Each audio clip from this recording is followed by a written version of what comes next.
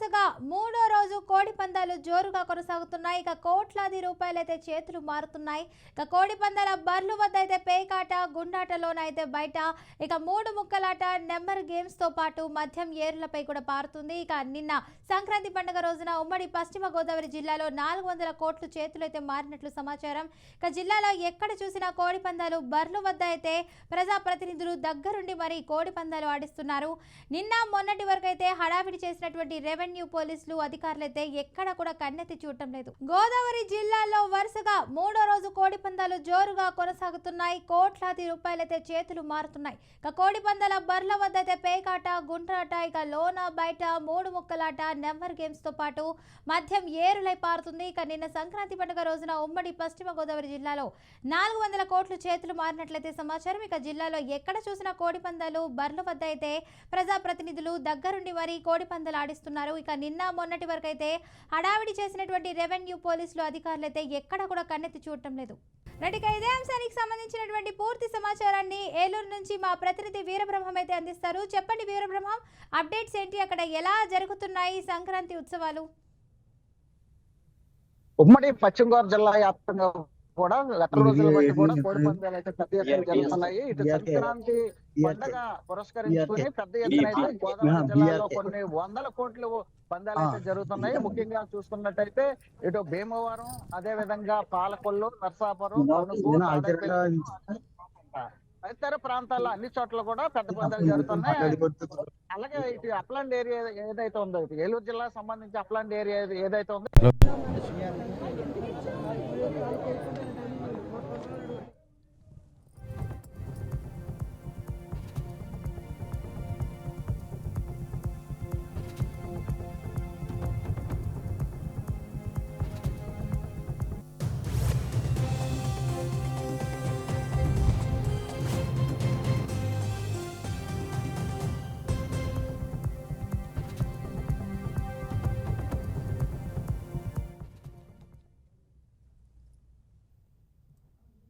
Supreme court కావచ్చు, high court కావచ్చు, ఇటు యానిమల్ యాక్ట్ కింద ఇటు కోడి పందాలు ఆట ఆడకూడదని చెప్పినప్పుడు కూడా పెద్ద ఎత్తున అయితే పందిరాళ్ళు అయితే బరి తెగించి పందాలు ఆడుతున్నట్టు పరిస్థితి. మొత్తానికి మనం చూసుకుంటే ఈ 3 రోజుల పాటు కూడా ఈ పందాలు అయితే భారీ ఎత్తున జరుగుతున్నటువంటి పరిస్థితి కనిపిస్తుంది. ముఖ్యంగా మనం చూసుకుంటే నిన్న ఒకరోజు సంక్రాంతి పండుగ పురస్కరించుకుని మనం చూసుకున్నట్లయితే పెద్ద ఎత్తున అయితే ఇటు తాడేపల్లిగూడెం, ఇటు పశ్చిమ గోదావరి జిల్లా సంబంధించినటువంటి తాడేపల్లిగూడెం పట్టణంలో ఒక్కొక్క పందెం వచ్చే 1,63,00,000 రూపాయలు, అంటే 1,63,00,000 ఒక పందెం అయితే జరిగినటువంటి పరిస్థితి ఆల్ టైమ్ రికార్డ్ గా చెప్పవచ్చు అనమాట.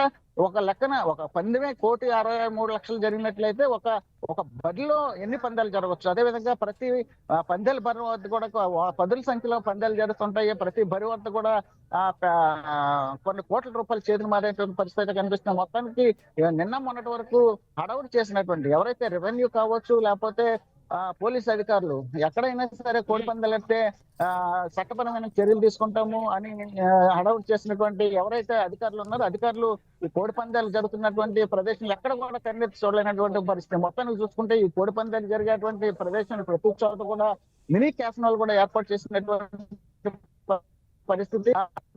ఇది ఉన్నటువంటి మిర్జాపురం కావచ్చు, లేకపోతే భీమవరం లాంటి పట్టణం, లేకపోతే వెంప, అదే విధంగా ఆచంట తదితర ప్రాంతాల్లో అయితే పెద్ద ఎత్తున అయితే పందాలు అయితే నిర్వహిస్తున్నారు. కొన్ని కోట్ల రూపాయల పందాలు అయితే జరుగుతున్నటువంటి నేపథ్యంలో ఇక్కడ ఆల్రెడీ క్యాసినో సంబంధించిన మినీ క్యాసినోలు కూడా ఏర్పాటు చేసినట్టుగా సమాచారం. అయితే ఎక్కడైతే ఈ క్యాసినో జరుగుతుంది, ఈ జరిగేటువంటి ప్రదేశాల్లో కూడా అత్యంత ప్రతిష్టమైనటువంటి భద్రత ఏర్పాటు చేశారు, ప్రైవేట్ సెక్యూరిటీ ఏర్పాటు చేశారు, బౌన్సర్ ఏర్పాటు చేశారు. కూడా లోపలికి వెళ్ళడం కానీ, లేకపోతే ఒక కెమెరాతో కానీ, లేకపోతే బయట లోపల ఉన్నటువంటి సమాచారాన్ని బయటికి వెళ్లకుండా ఆపేందుకు అనేకమైనటువంటి ప్రయత్నాలు చేస్తున్నారు. మొత్తానికి చూసుకుంటే ఏదైతే కోడి పందాలు ఉన్నాయో కోడి పందాలకు సంబంధించి అయితే ఈ గత 3 రోజుల బట్టి కూడా కొన్ని వందల కోట్ల చేతులు మారుతున్నాయి. అమాయకులైనటువంటి ఎవరైతే ఉన్నారో ఈ పందానికి వచ్చి నష్టపోయిన వారి సంఖ్య అయితే చాలా ఎక్కువగా కనిపిస్తున్నటువంటి పరిస్థితి. మొత్తానికి చూసుకుంటే ఈ పేకాట కావచ్చు, గుండాట కావచ్చు, మూడు ముక్కలు, అలాగే ఏవైతే వీటి జోదానికి సంబంధించిన ఆటలు ఉన్నాయో జోదానికి సంబంధించిన ఆటలన్నీ చాలా అయిపోతున్న పరిస్థితి. ఏదైతే కోడి పందాలు జరుగుతున్నాయో ఈ కోడి పందాలు వీక్షించడానికి అయితే ఇటు ఆంధ్ర, తెలంగాణ, అదేవిధంగా చెన్నై, కర్ణాటక తదితర ఇతర రాష్ట్రాల నుంచి కూడా పెద్ద ఎత్తున అయితే వస్తున్నటువంటి పరిస్థితి.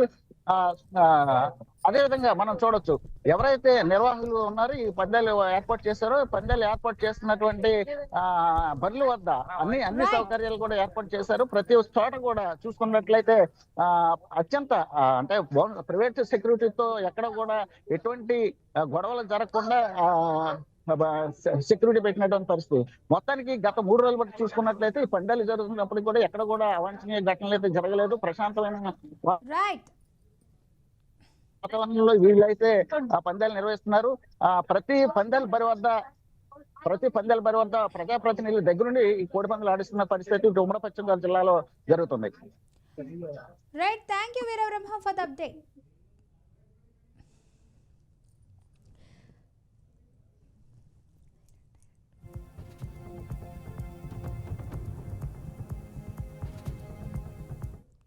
రెడ్డిగా ఇదే అంశానికి సంబంధించి పూర్తి సమాచారాన్ని అయితే చంటి అయితే అందిస్తారు. ఇక చంటి చెప్పండి, గోదావరి జిల్లాలో వరుసగా అయితే 3వ రోజు కూడా కోడి పందాలు జోరుగా కొనసాగుతున్నాయి. ఇప్పుడు కోట్లాది రూపాయలు కూడా చేతులు మారుతున్నాయని కూడా వినిపిస్తున్నాయి. మరి ఇక్కడ కోడి పందాల బర్ల వద్ద అయితే పేకాట, గుండాటలోనూ కూడా బయట ఇక 3 ముక్కలాట వల్ల కూడా నెంబర్ 1 గేమ్స్తో కూడా పాటు మద్యం కూడా ఏర్లై పారుతుందంటున్నారు. మరి పోలీసులు అధికారులు కూడా చెప్తున్నారు చర్యలు తీసుకుంటామని. మరి దీనికి సంబంధించిన అప్డేట్స్ ఏంటి? కోడికోట మొదలవక ముందు కోడి పందాలు యథాచిగా సాగుతున్నాయని చెప్పవచ్చు. గోదావరి జిల్లాలో సంస్కృతికి పుట్టిన పేరు అయితే మరో సంక్రాంతిని పురస్కరించుకుని ఉభయ పండుగ మాటలో గోదావరి జిల్లాలో జరుగుతున్న కోడి పందాలలో యథాచిగా పోలీసులు గానీ, అటు రెవెన్యూ యంత్రాంగం గానీ, అలా జిల్లా అధికారులు గానీ అయితే కళ్ళు మూసుకున్నారని చెప్పవచ్చు. గడిచిన 2 రోజులుగా సుమారు ఉభయ గోదావరి జిల్లాలో అటు కల్లూరు నుంచి ఇటు నియోజకవర్గం వరకు సుమారు కోడి పందాలకి అయితే మినీ స్టేడియాలు అయితే తలపిస్తున్నారు.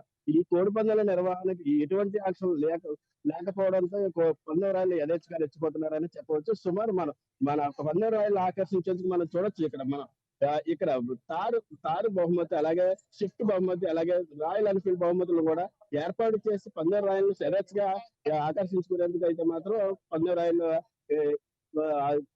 రాయలు అయితే మాత్రం ఈ నిర్వహణలు సాగుతున్నాయి. మనం చూడొచ్చు ఎంతమంది నిర్వహణ ఏ విధంగా ఉందో, ఈ వాళ్ళు వీక్షించడానికి ఏ విధంగా వస్తున్నారో అయితే అది కూడా చూడొచ్చు. కోర్టు ఆంక్షలు కానీ, పోలీసులు కానీ ఎటువంటి పార్టీలు అయినా సరే మొత్తం ఎక్కడ ఏమీ లేకుండా సరే పందెం రాయలు ఒక కద్దరు చొక్కా వాటిని యథేచ్ఛగా కోడి పందాల నిర్వహణ సాగుతుందని చెప్పవచ్చు. గడిచిన 2 రోజుల్లోనూ గోదావరి జిల్లాలో 400 కోట్లకు పైగా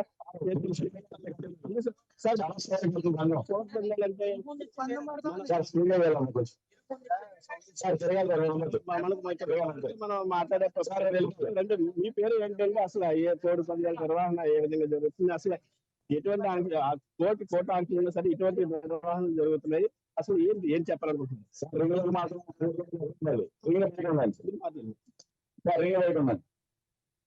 నా పేరు పిల్ల ముత్యాలరావు అండి, కంద్రాడే మాది. ఈ పిఠాపురం నియోజకవర్గంలో మరి పిఠాపురం మండలం కుంద్రాడ గ్రామంలో కూడా కోడి పందాలు జిల్లా స్థాయిలో కూడా జరుగుతున్నాయి. గత 2 రోజుల బట్టి నుంచి కూడా చాలా చక్కగా కూడా ఎటువంటి ఇబ్బంది పడకుండా కూడా ప్రజల సహకారంతో కూడా ఎటువంటి ఇక్కడ గొడవలు కూడా ఎటువంటి జరగకుండా చాలా చక్కగా కూడా లక్షల మీద ఎటువంటి ఇబ్బంది కానీ ఇవాళ 3వ రోజు ఈ రోజు కూడా కాకుండా మాకు కూటమి ప్రభుత్వం తరఫున కూడా మాకు ఎంతో సహకరించారు. అలాగే పిల్ల శివాజీ గారు, అలాగే రాజు గారు కలిపి పిల్లలిద్దరు కలిపి కూడా ఈ కార్యక్రమానికి చాలా అండగా ఉండి గత 3 నెలల నుంచి కూడా ఈ చేయడానికి కార్యక్రమాలు చేయడానికి చాలా కష్టపడ్డారు వాళ్ళు. సార్, కోడి పందాల ఆంక్షలు ఎక్కడికక్కడ ఆంక్షలు ఉన్నా సరే కోడి పందాలు నిర్వహిస్తున్నారని ప్రతి ఒక్కరు చెప్తున్నారు. కోడి పందాలు జరగకుండా చర్యలు తీసుకున్న పోలీసులు కూడా ఎందుకు వీటిని ఆపడం లేదు? ఎందుకంటే ఇది పవన్ కళ్యాణ్ మీరే చేస్తారండి. అంటే పవన్ కళ్యాణ్ అందరికీ కూడా సీఎం ఎమ్మెల్యే అంటే మాకు ఒక పిఠాపురానికి ఒక బిడ్డ అండి. మాకు పవన్ కళ్యాణ్ ఏంటండి చాలా సంతోషంగా ఉంటాను. ఎప్పుడంటే ఆయన దత్తపుత్రులు చాలా మంది కూడా గతంలో కూడా చెప్పుకోవాలండి. నిజంగా దత్తరేణికే మాకు పిఠాపురానికి ఆయన భగవంతుడి ఇచ్చిన స్వరూపం అండి మాకు పవన్ కళ్యాణ్ అంటే. ఇంకా రాబోయే రోజుల్లో కూడా పవన్ కళ్యాణ్ గారు అవి 15 సంవత్సరాలు ఉంటుంది మా కూటమి ప్రభుత్వం అన్నాడు. 15 సంవత్సరాలు కాదండి, 20 సంవత్సరాల దాకా కూడా జనాలు పోటీ చేస్తారు.